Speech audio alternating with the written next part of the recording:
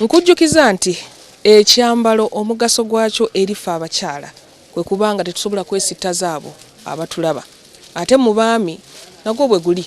Tukyagenda mu maaso mu programu Kifansalira nga tukulaga sharia ez'enjawulo nga kw'otadde n'amakanzu nga tuli wakati mu kwetegekera Idi Adhuha ku lunaku olwa Balaza. Tweyongera ne Shadia atulage ate bo abakyala baba bagenda mu kusaala bo bagenda kubanga bambala batya, kala ki gye wandigwanidde okutwala, misono ki egiriko, material ki eriko, byonna ogenda kubanga obimanya wano mu programu Kifansalira ku Bukedde TV. Shadia wetugendedde mu kuwummulako nga tumaliriza abaami anti ozitubuulidde material n'ozitubuulira wajje ziraga naye ate omukyala nga tuvudde ku oli gwe twasoose owakkazi agenze out agenda mu kusaala ogenda muwa magezi ki ng'anoonya ekyokwambala?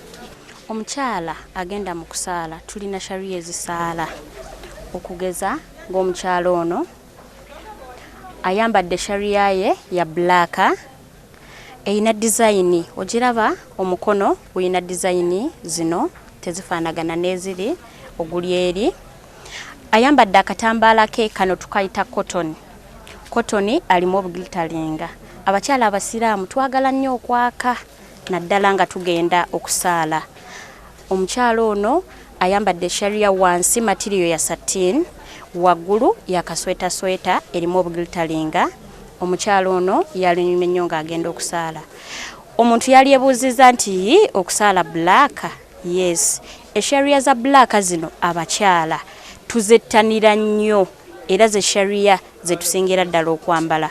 Wadde nga we tuba tugenda okusaala naddala ku Idi twambala ku colors endala naye ng'era still ne sharia za black zisigala zikola nga tugenda okusaala. Sharia eno eyina design bwet wano nebeera n'omukono nga tegulina design ng'erina kavi efitinga bulungi ate wansi neeta kwegateraga nnyo figa ya mukyala. Kakati tulinawo sharia eno omukyala ono omulaba bulungi nnyo ataddeko akakaaya kano tukayita satin. Ennaku zino obukaaya buno bwe buliko okusingira ddala ku bakyala batambula n'omulembe. Obukaaya buno tubuyita satin, tuyina plain, tulina obwebimulimuli. Kati omukyala ono tutaddeko akakaaya ka bimuli naye nga singa aba ayagadde aba asobola n'okuteekako akakaaya akali plain. Tuyina olugoye luno eno nayo sharia osobola ogenda okusaala ku Idi bulungi nnyo ate nga n'abakyala abakola mu offices abatayagala bintu byaka nnyo basobola okwambala sharia efaanana bweti. Ajambala bulungi n'agenda mu office, asobola ojjambala n'agenda okusaala. Sharia nnungi nnyo yakajja eri ku mulembe eyina material yaayo eri awo. Bw'ogitunulira bwoti oyinza okulanga eringa erimu olusukaali naye ate nga si sukaali, mpeweevu, tezitowa, teyokya. Sharia nnungi era olaba omukyala singa aba ajambadde wonna w'abalaga aba ajjawo bulungi. Eyina design bagikola, eyina akatogi wano ogiraba bagikola ne bateekako white ne bateekako black ne bajja ne bakola n'obukuubo buno bwe buti ne batuteerako n'obupeesa wano okwongera okujjayo design obulungi na wano ne batuteeramu amavuunya okuba nti singa aba ajambadde temukutte nnyo temutega nnyo n'aba nti asobola okuvaayo obulungi. Sharia eyo nayo weeri omukyala asobola ojjambala ng'agenda okusaala ate era asobola ojjambala ne mu kifo ekirala nga offices. Tulina esharia eya cream. Omukyala singa aba agenda okusaala n'ayambala cream oyo singa aba tayagadde kala ziri black, grey n'ateeka mu sharia ye ya cream nga bw'olaba omukyala oyo ddala aba asaanidde ddala okusaala nga zibulungi temukutte emufiitinze bulungi n'agamba nze kusaala kannyambale cream. Tuteereddeko akakaaya kano kaneno material tugita chiffon okalaba kali plain okusinzira ku sharia nti eyina designs nyingi wano ko akakoze nga kali plain yetayagadde kuteekako kakaaya oba kabimuli oba kamasamasa yayagadde plain ne chiffon ono ennaku zino tutambudde naye ennaku zino alinnyo ku mulembe nateekako ka blonch kano kaliko akakwanso kasibye kakaaya kano okuba nti tekavaayo ggwa naye ng'ate nako bw'okatunuulira era nako kalina design ennungi gye kakoze ku katambaala k'omukyalo ono yennyabo. Kakati tulinawo sharia eno nayo ya cream. Okwawukanako n'eri yo singazi ng'eri okuba nti eyina ebintu ebinene bwe biti. Waliwo omukyala nga ye teyalyagadde kintu kigazi. Kati sharia eno asobola ogikozesa bulungi bagiwa ka design wano eyaka bulungi ka design kano ne bajja ne bateerako ne ka design wano mu mugongo ka design ne batuteerako n'emikono guno muwanvu gutuukira ddala wano ne bateekako na buno obujja bu design. Kyonna kino bakikola okugyayo design ey'omukyala. Sharia eno naye fittinga bulungi, tusobola okugiteerako akatambaala, asobola okuteerako ak'ebimuli. Obutambaala tuyina type nnyingi nnyo wano. Tusobola okuteerako kano, satini ennaku zino akola nnyo, asobola okuteekako akatambaala kano era nako abaavaayo bulungi, asobola okuteekako shifoni, kyonna ky'aba ayagadde aba asobola okukiteerako okugyayo design y'olugoye. Ne tubaawo ne sharia eno ya red. Ogiraba bagikola ne bagiteekako cream waggulu, wansi ne bagiteekako red. Era omuntu ataalyagadde black mu kusaala asobola okukozesa sharia eno singa aba agenda okusaala. Wansi y'amavuunya egaziwa bulungi, wano eyina obuwuzi ekola fitting bulungi ate wansi n'abeera ng'agaziye okusinziira ku mavuunya ge baagiwa wano. Naye era asobola okuteerako obumu ku butambaala bwaffe. Tulinawo akatambaala nga kano nako era kasobola okugendako bulungi ku sharia yaffe eno okusinziira ku design y'olugoye.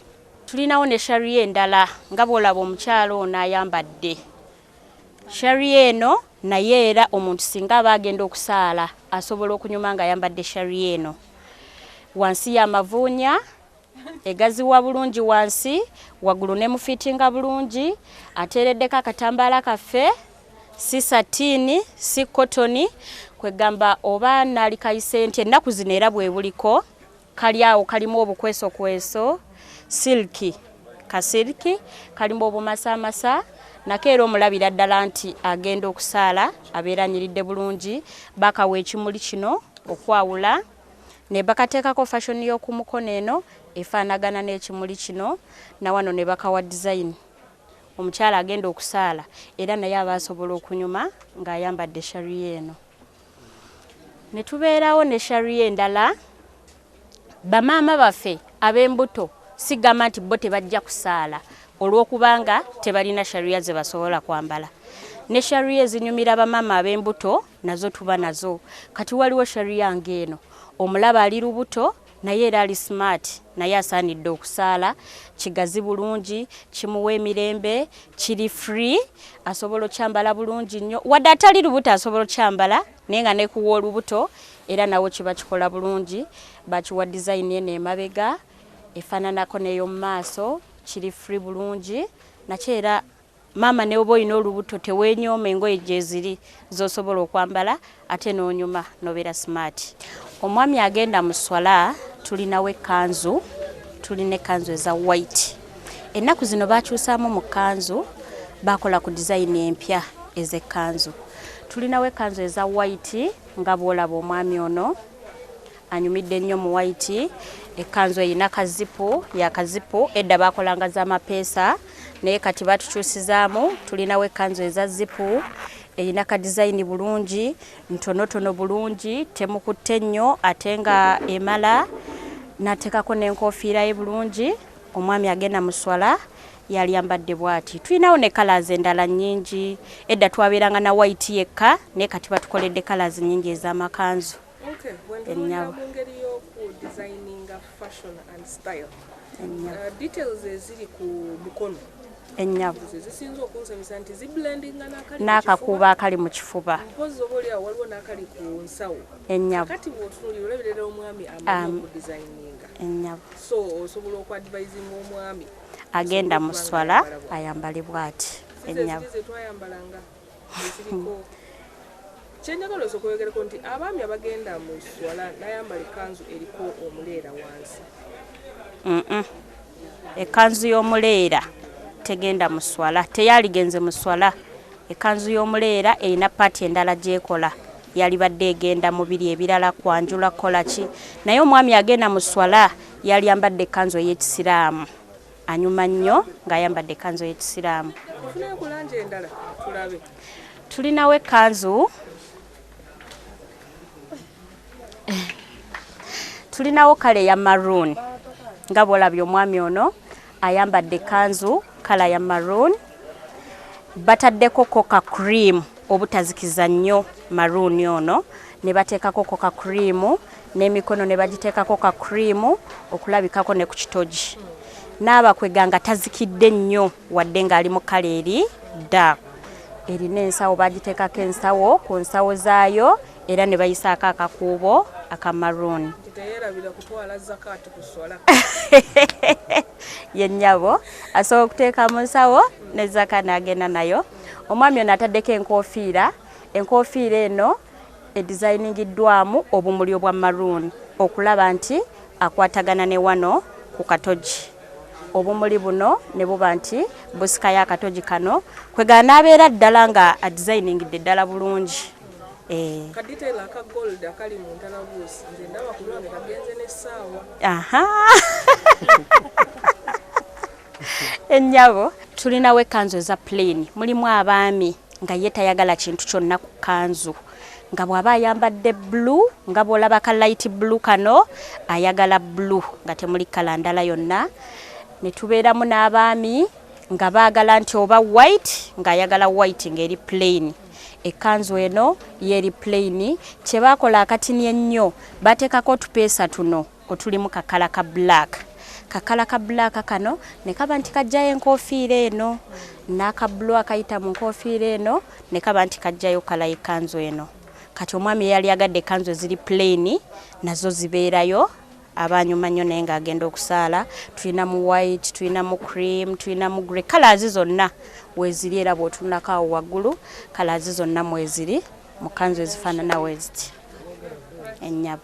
Ekkanzu zino eziri plain zitera nnyo okwagala abantu abakuzeekuzeemu mu myaka. Tubeeramu ne sizes. Ekkanzu zino ziba ne sizes okuva ku size esooka okutuuka ku size esembayo. Ekkanzu zino zisobola okwambala omuntu akuze. N'ekkanzu eziri ezeolabye kati ng'eya maroon omwami gy'abadde ayambadde nayo simbi omuntu ne waaba akuzeemu. Ekizaawula nti zirina sizes okuva ku esooka paka ku muntu akola ki asembayo. Kati buli muntu gy'aba ayagadde teriiko nnyo myaka okuggyako kali akasoose aka white ako ko katera nnyo okwagalwa abavubuka abatoototo abatali abakuzeemu. Naye zino endala zambalwa bonna abato n'abakulu. Ennyambala kintu kikulu kyensinze okuyiga. Manya ennyambala wa gy'ogenda out, manya ennyambala ddi lw'ogenda mu muzikiti. Temwerabira nti Idi Adhuha omulamu omukulu gwa kusola bisolo, mugende musale ebisolo ate n'okugaba mugabule. Mbagaliza Idi ennungi, Mukama abankuumire atakuumira mpeera.